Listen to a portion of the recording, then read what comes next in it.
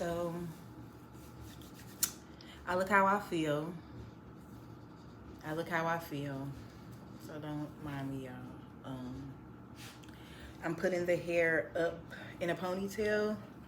My hair, which is like, yeah, it's pretty long. It goes down my back. In the back, it's fairly long. It's always been pretty long. So it's really kind of nothing to me. But I did want to start this video off by, at least showing the hair. I just took some braids down a couple days ago, and I'm not washing it because I'm gonna get to that. I'm gonna get to that. So I don't know if this will be my first video, but I definitely have a couple videos before this was starting off that, about 2 months ago, I found out that I have stage 2 breast cancer.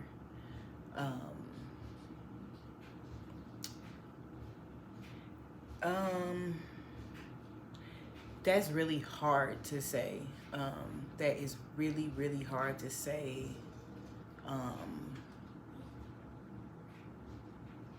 But that's what it is. I have stage 2 breast cancer, and it's like I feel like I need to say it a million times so I can like understand it, or I don't know, but my sense of understanding has really thrown me off.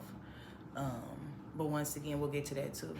I'm gonna try and do these videos in 10-minute increments because I'm not really familiar with YouTube. I just want to like share my journey because people have been telling me like, you should share how you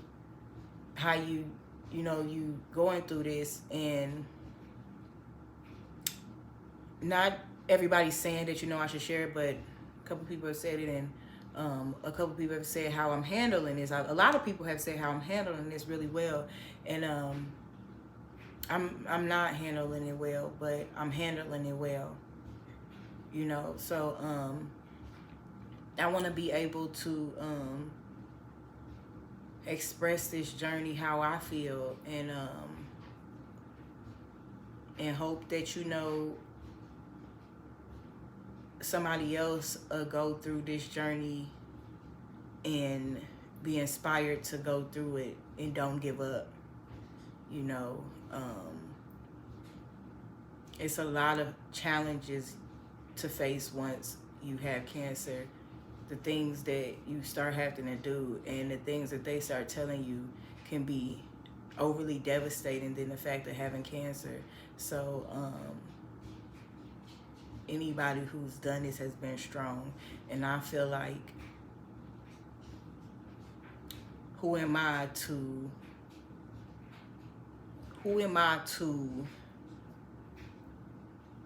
act like I'm the only person who this didn't happen to? Who am I to feel some type of way when there was people who couldn't fight this through? Who am I to feel any type of way about something that's been happening to years, that's been happening to my grandmothers and my aunties, and I saw these people fight and be strong and pass, and I didn't see my grandmother pass, but I know she passed, and I heard her fight. I know my aunties is alive, and I know they fought. So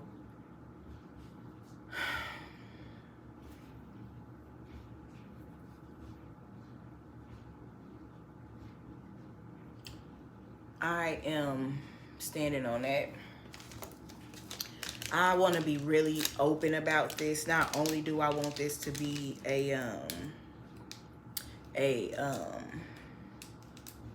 oh God, I'm gonna have to edit that out. Not only do I want this to be a YouTube channel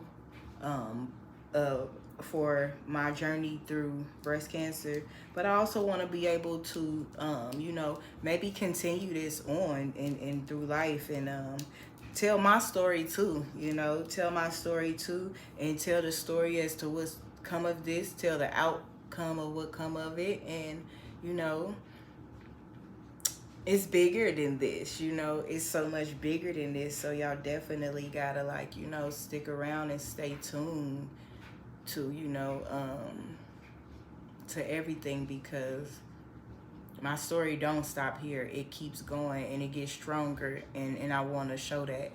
I want to show that it's been strong, you know. It's been strong.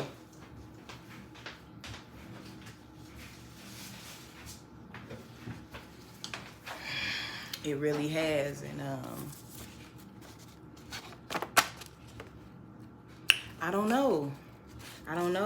So right now I am a 34 triple D. Ooh, I hate that I got all that deodorant on. I just got out the shower not too long ago. But let me okay, let me do something fast.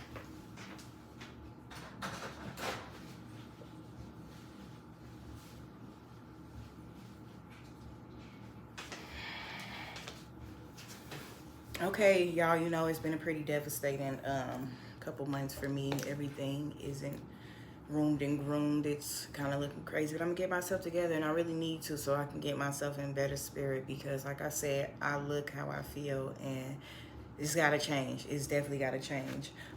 So when I initially found this bump, it was right here. It was right here, right? So I had got a boil under my arm probably like a week before that. I've never gotten a boil under my arm before. That was the first time getting a boil. I've heard of them. I've never got one under my arm. So when I got a boil under my arm over there, it went away, of course. And then I felt this little bump here.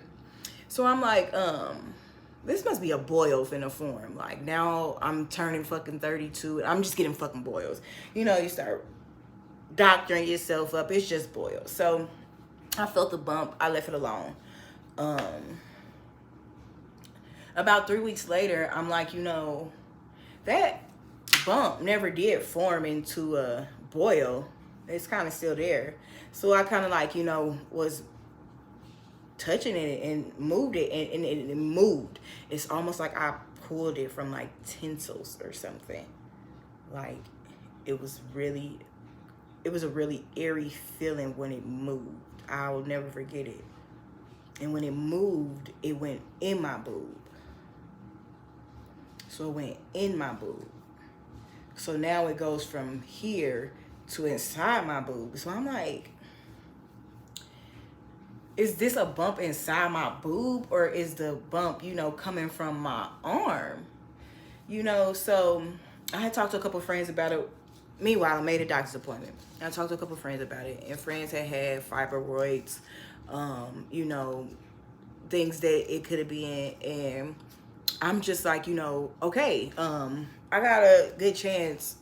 You know, we young, we be doing shit to our body. I'm pretty sure if it's something that happened, do some fibroids, something like that. Oh, I've done it. So let me go get this checked out so they can get it taken care of, get it out of me, and, you know, whatever. Make an appointment. Like I said, I'm high hopes. Everyone got this, you know, good story coming out. And I get there, and this is a crazy story. So I get there, and they're like telling all these ladies in the, it's 2 waiting rooms. You come in, then you go to another waiting room, and it's like a breast cancer waiting room. It's really pretty. We got different little shirts and stuff in there, and it's not pretty, but the skirts that they had for the breast cancer thing I thought was kind of neat. Anyway, so in the other room, they was where the ladies, you know, I heard a couple ladies get their, you know, test results right there in that second room, because it was more confidential. So the nurse was kind of coming out there just telling them, and I heard 2 ladies that actually get their test results right then and there.